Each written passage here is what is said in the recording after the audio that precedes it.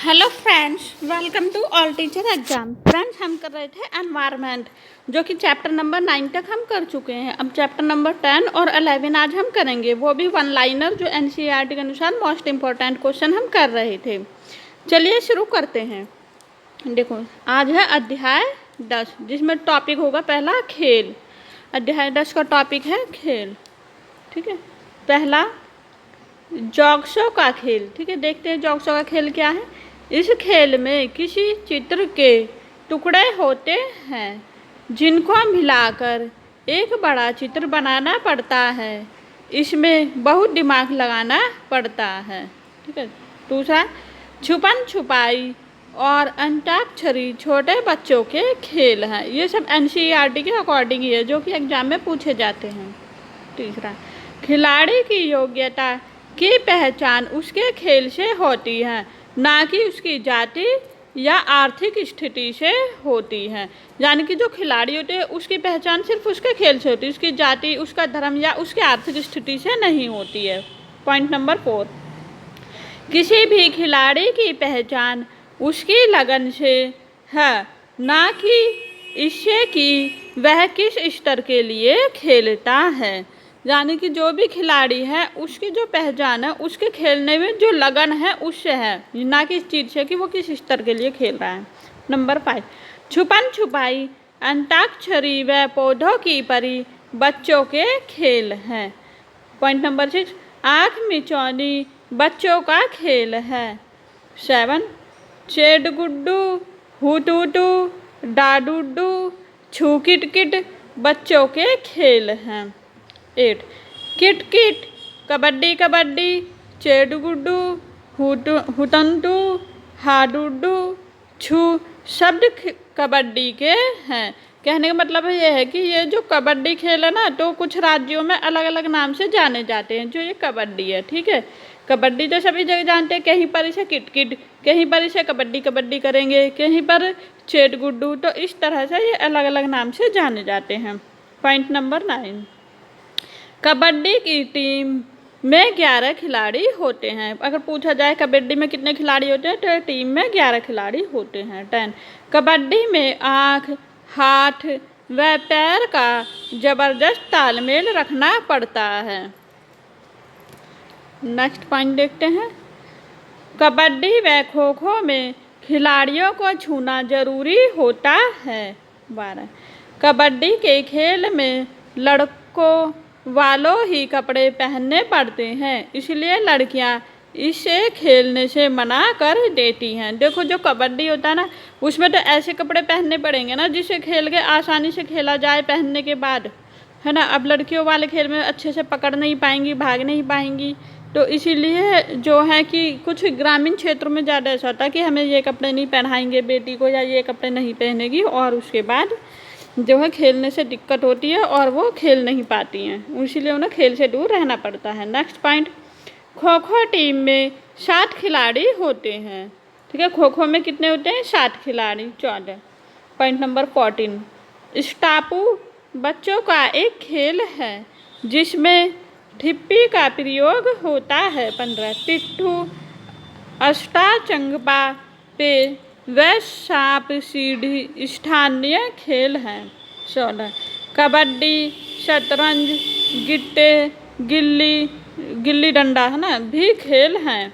गिल्ली डंडा ज़्यादा ग्रामीण इलाकों में बच्चे खेलते हैं, लकड़ी की छोटी सी गिल्ली बना लेते हैं और एक डंडा उसे उछाल कर खेलते हैं, है ना।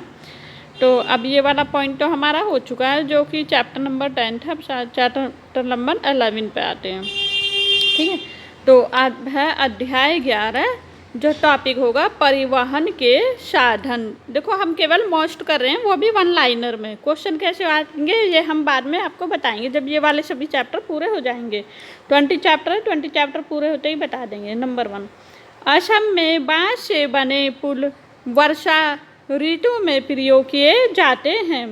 नंबर 2, ये इम्पोर्टेंट है ना, बांस से बने बर्तन कहाँ? असम में प्रयोग किए जाते हैं।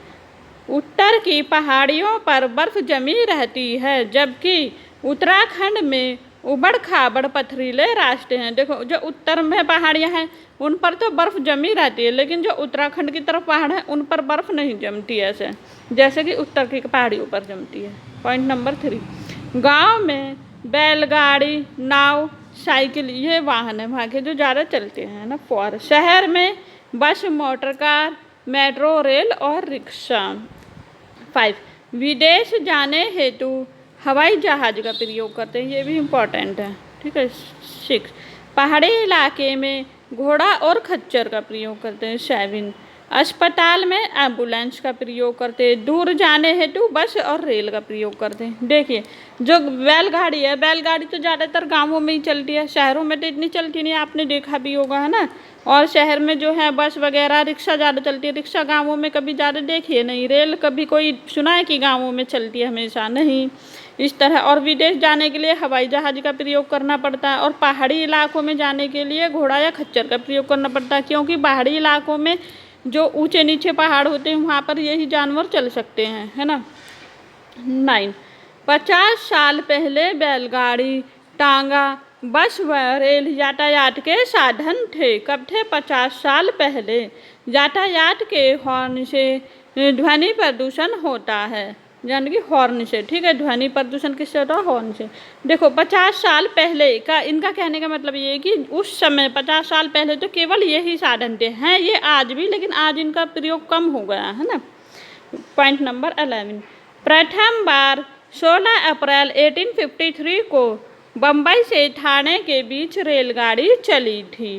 12, लद्दाख में बच्चे नदी पार करने हेतु ट्रॉली का सहारा लेते हैं।